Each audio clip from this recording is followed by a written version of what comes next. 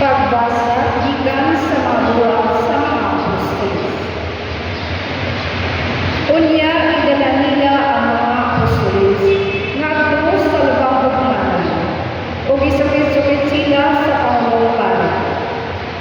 Mayon sila, dili ba gidid-an man kamuramo pagpanudlo sa ngalan ni inyong tawhanan? Apang tanawa, kini inyong gibuhat. Gisangil ninyo ang inyong pagtulunan sa tibuok Jerusalem.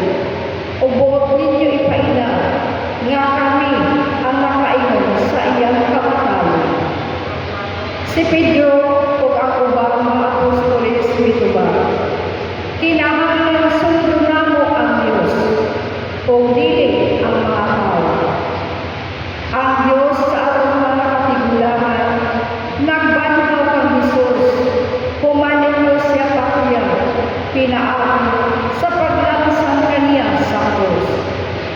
O gibayaw siya sa Diyos, ngadto sa iyang tuo. Ingon nga Panglo, o manliluwas. Aron paghatag sa katawhan sa Israel, o higayon sa paghilulso, o sa ingon, mapasaylo ang ilang mga sala. Saksi kami niining mga butang, ingon man ang Espiritu Santo nga mao ang gasa sa Dios ni ato nagmasugdan kaniya.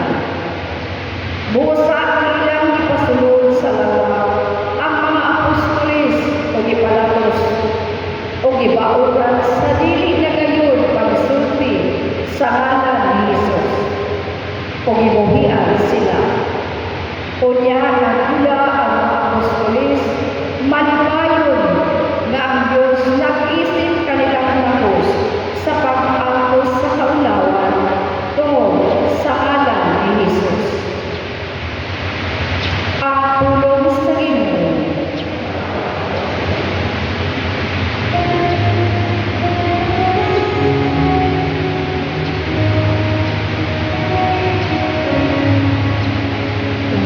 Thank you.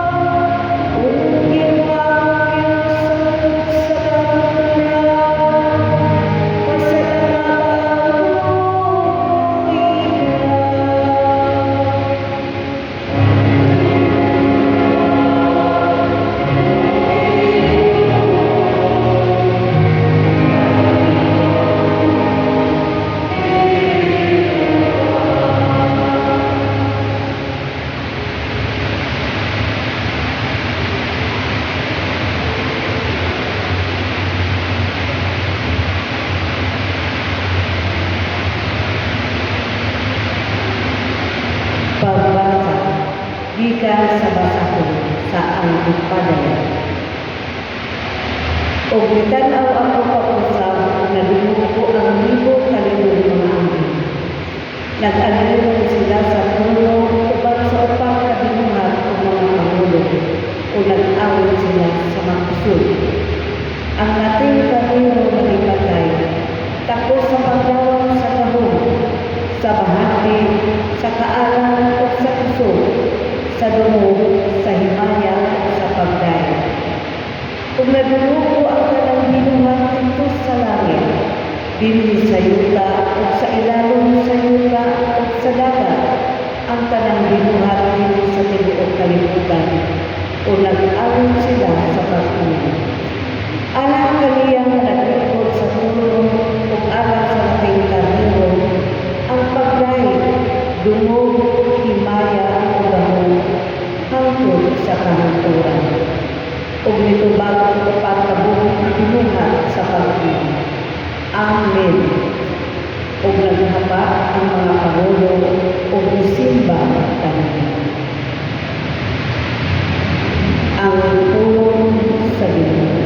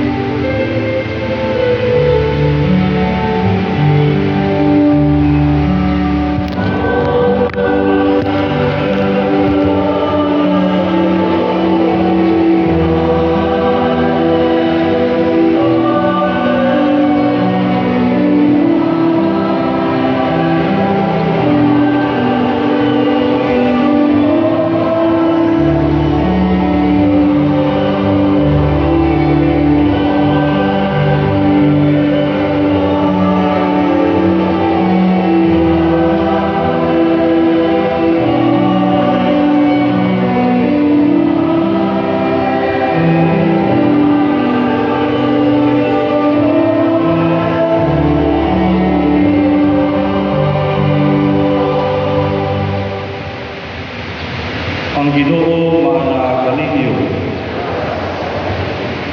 Pagbasa gikan sa Santos nga Ebanghelyo sumala ni Juan.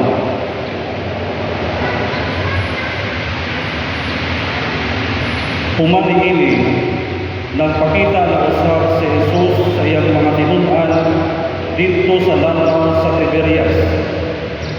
Ang iyang pagpakita ingon niini. Nagkatigom sila si Simon Pedro, si Tomas, kagingan ng kaluha, si Nathanael, nga taga-Kana sa Galilea, ang mga anak ni Zebedeo, o ang duha kalaing tinun-an. Miingon kanila si Simon Pedro, managat ako. Sila miingon, muuban kami. Busa, nanlakaw sila, o nanakay sa sakayan. Apan wala kayo sila'y nakuha tibuok gabi. Sa pagsubang na sa adlaw, nagbarog si Jesus dito sa lapyahan. Apan wala makaila ang mga tinun-an nga si Jesus di ay kadto. Unya miingon siya kanila, mga higala, nakakuha ba kamo? Sila mitubag, wala kayo. Siya miingon kanila, itaktak ang inyong pukot dapit sa tuo sa sakayan o makakuha kamo. Busa itaktak nila ang ilang pukot o wala na sila makadaog pagbira niini kay daghan man kaayo ang ilang nakuha. Ang tinun-an nga gimahal ni Jesus miingon kang Pedro, ang Ginoo kana. Sa pagkadungog ni Simon Pedro nga ang Ginoo di ay kadto, gitapis niya ang iyang sapaw, ay naghubo man siya, o miambak sa tubig. Ang ubang mga tinun-an nangadto sa lapyahan, sakay sa sakayan, nagbira sa pukot nga puno sa isda. Dili sila layo kaayo sa lapyahan, mga kasiyaman nga metros lamang. Sa pagkawas na nila, nakita nila dito ang usa ka tapo nga binagang uling nga may isda nga gisukba ug may pan usab. Unya miingon si Jesus kanila, Pagdala ka mo diri ug pipila ka buok sa isda nga inyong nakuha. Busa misakay si Simon Pedro ug ibira niya sa lapyahan ang tukod nga napuno sa mga dagkong isda. Usa ka gatos ug kalim-an ug tulo ka buok ang tanan. Apan bisan pa sa kadaghan sa ilang nakuha, wala gayon magisi ang pukot. Unya miingon si Jesus kanila, dali na rin ug pangaon kamo. Walay usa sa mga tinunan nga nangahas pagpangutana kaniya kung kinsa siya, kay nakailaman sila na siya mao ang Ginoo. Busa giduol si Jesus ug gikuha niya ang pan ug gihatag kanila. Gihatag usab niya ang isda. Ikatulo kining pagpakita ni Jesus ngadto sa mga tinunan human siya mabanhaw. Ang Ebanghelyo sa Ginoo.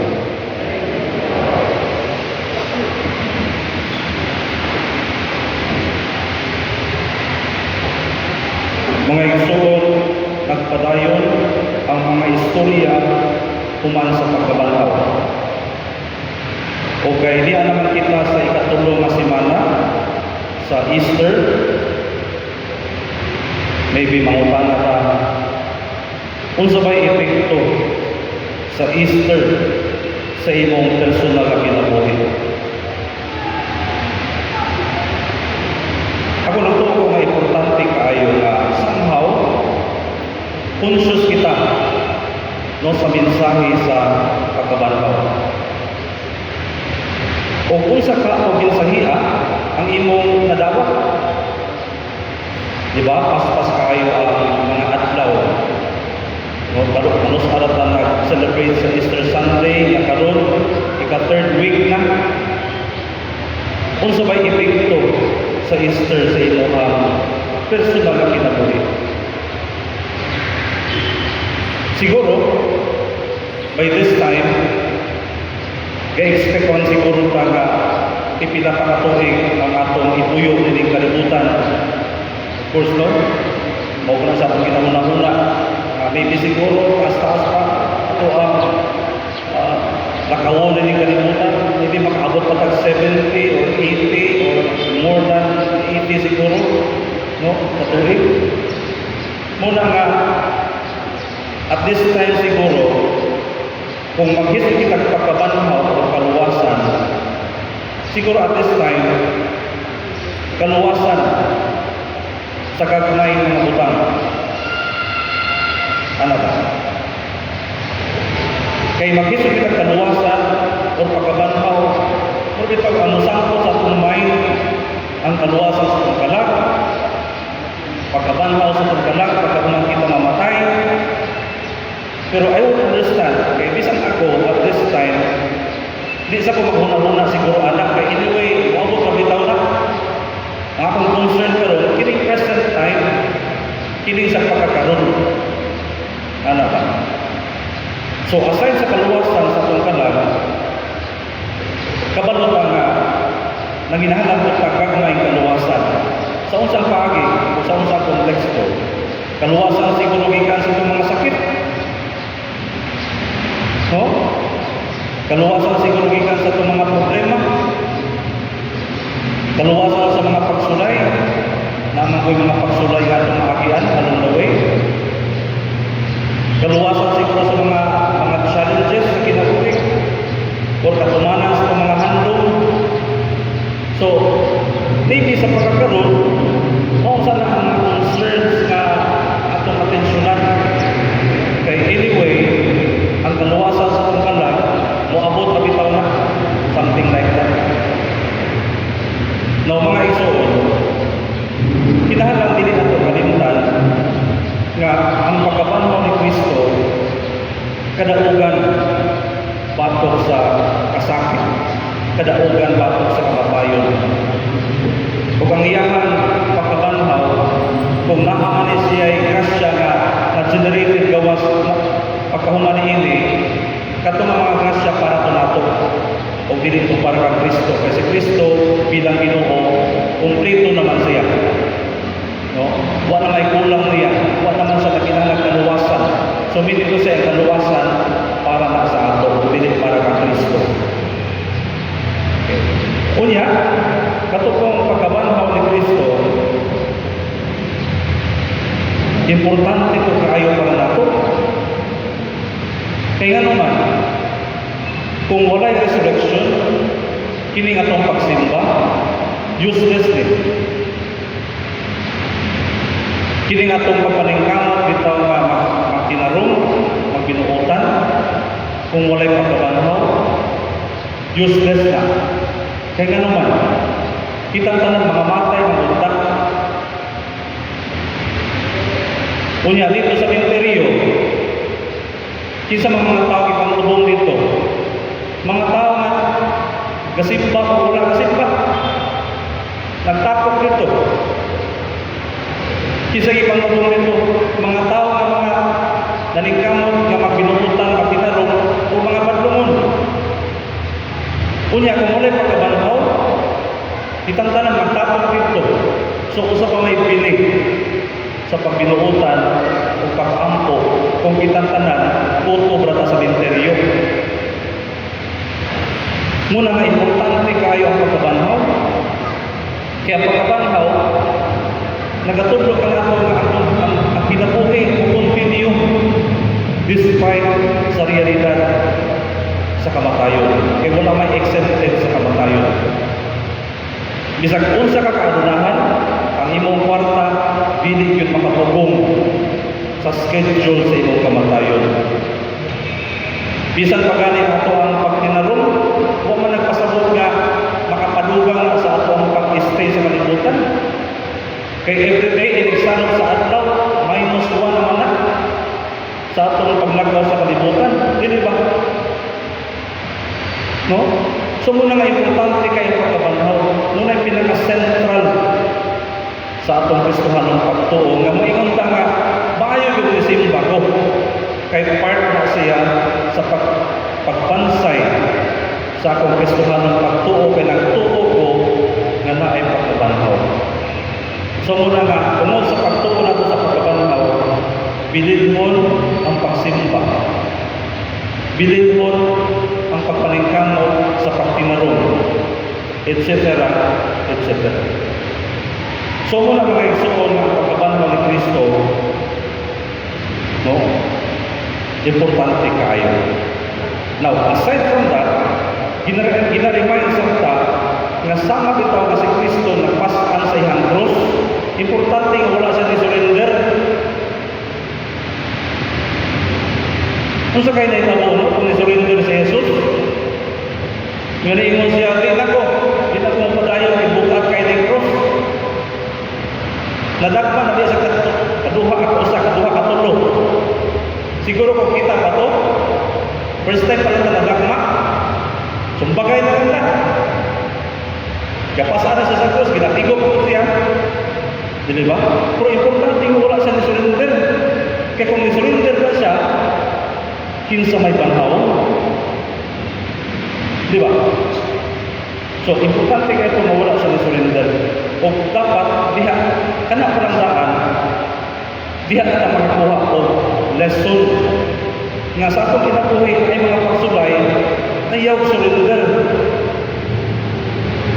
Kanang ginaingon bitaw, habang may buhay, may pag-asa. Nga kung asto nga kaginhawa pa ta, naapapadayon na.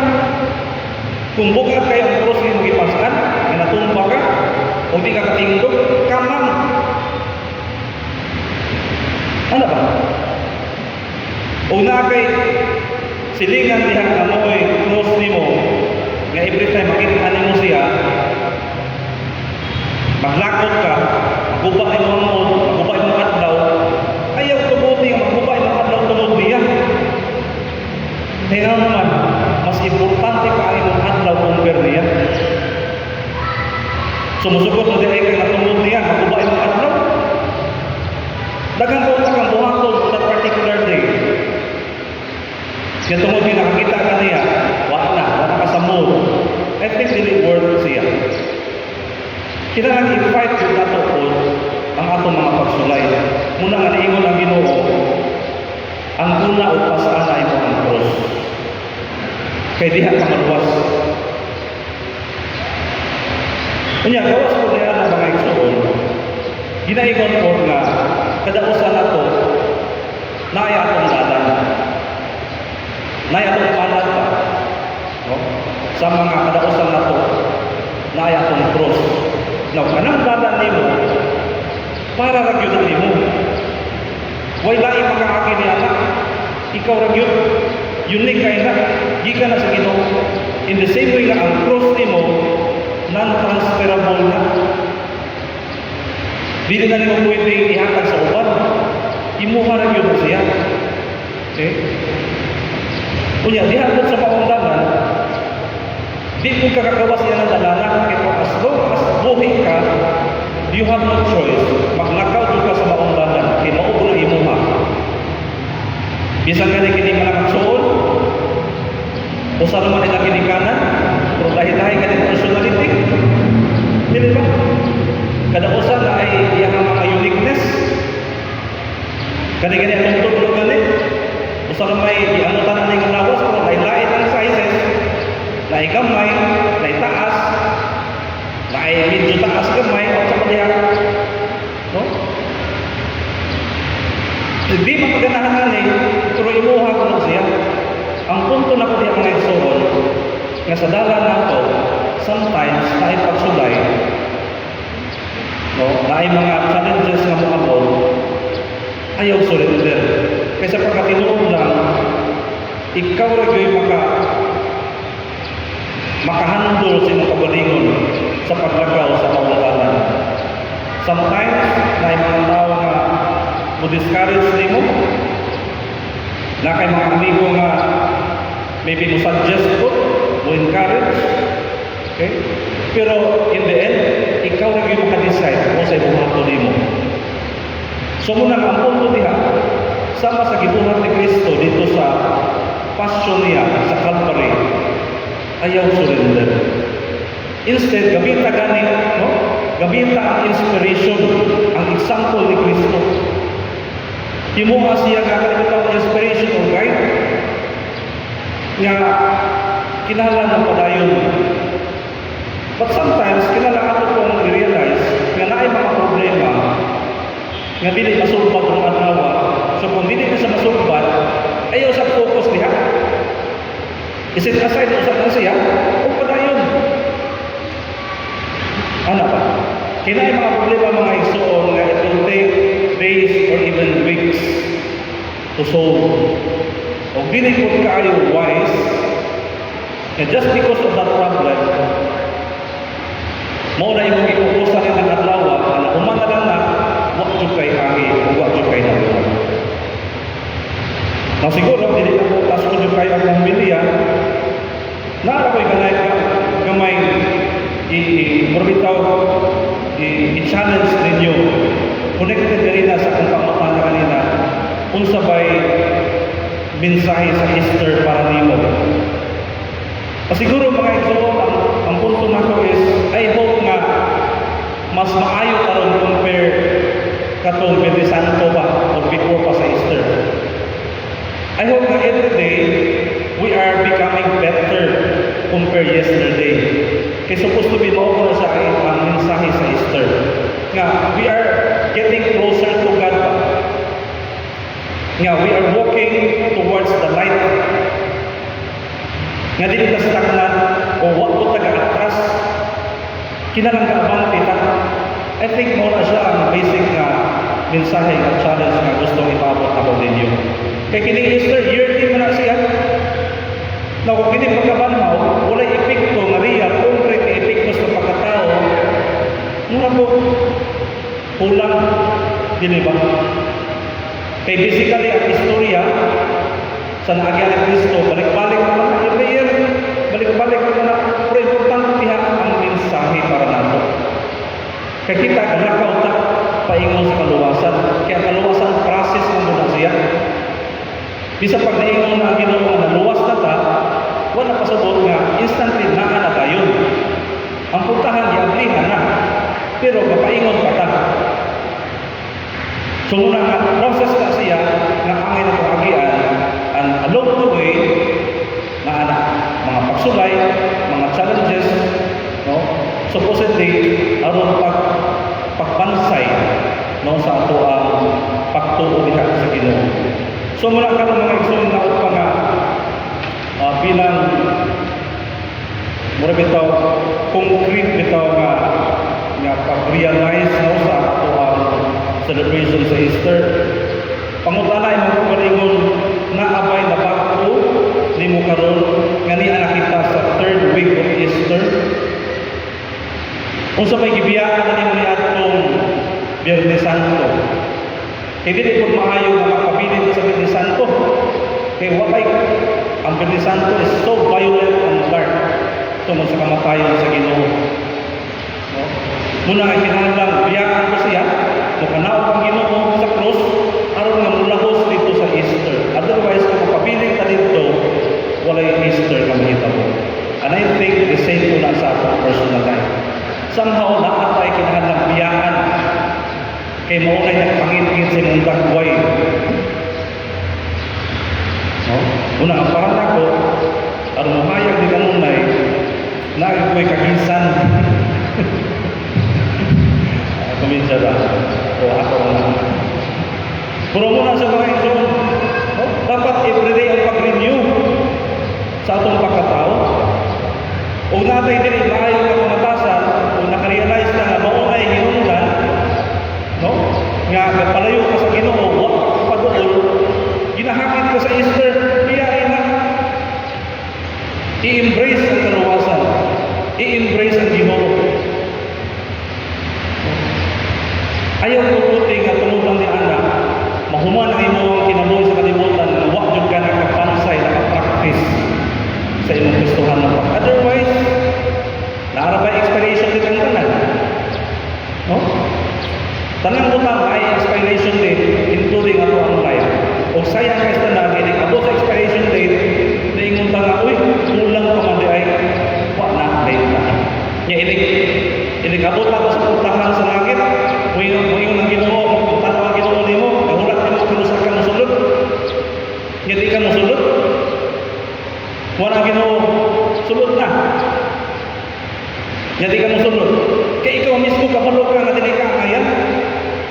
Dili ka tapos. Ako nagtuod jud ko nga ang mohukom nato dili ang Ginoo. Ang mohukom nato kita mismo kay aware ka kung sa itong binuhatan niya itong nakapas kalibutan. Dili ba? Kay sa part sa Ginoo iyan ang iyang tanan. Ang iyang life, iyan ang i-offer. Walay kulang. Una mangutang na Ginoo, unsa pa may kulang? Ganahan ka magbalansa magpupusap. Enough na to. Kay pagkahuman ni ato, kita na yung respond ini. So siguro mo na sa mga ekso na itong kamalandungan. I hope na everyday ga-improve ta. No? I hope na everyday kapaduhon ta sa kakayahan. Kay ultimately, aron kita mabanhaw, maluwas. Salamat sa Diyos.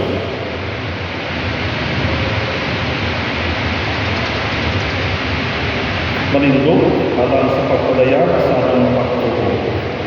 Itang tanan na Tuto kami sa Diyos, ang amahan ang pagkagawa sa tanan, magbubuhat sa langit o sa yuta, o sa tanang mga makita o dili makita. Nagatuo kami sa usa ka Ginoo, si Kristo ang bugtong anak sa Diyos, gianak sa amahan sa wala pay katuligan, Diyos gikan sa Diyos, kahayag gikan sa kahayag, matuod nga Diyos gikan sa Diyos na matuod, gianak dili binuhat, usa ka kinaiya sa amahan, pinaagi kaniya nangahimo ang tanan, tungod ka natong mga tao, ug alang sa atong kaluwasan, mi kanaog siya gikan sa langit, sa lalang sa Espiritu Santo, nahimo siya nga may lawas, gikan ni Maria nga ulay, ug nahimong tao. Tungod ka nato ilansad sa krus, sa suko ni Poncio Pilato, nag-antos siya na matay tinuod. Sa ikatilong adlaw na banhaw siya, aron matuman ang kasulatan. Nisaka siya sa langit o nabaligon sa samahan, Mubalik siya nga may mayaon, aron paghukom sa mga buhi o sa mga binatay, ug ang iyang ginharian walay katapusan. Nagatuo kami sa Espiritu Santo, ang Ginoo nga paghahatag sa kinabuhi. Nagagikan siya sa mga ug sa anak, duman sa mga ug sa anak. Gisimba siya og ginimaya, ug misulti pinaagi sa mga propeta. Nagatuo kami sa usa, Santos Katoliko nga simbahan. Nagaila kami sa usa ka bunyag, alang sa kapasayloan sa mga sala. Nagapaabot kami sa pagkabanhaw sa mga minatay ug sa kinabuhi sa umaabot ng kalibutan.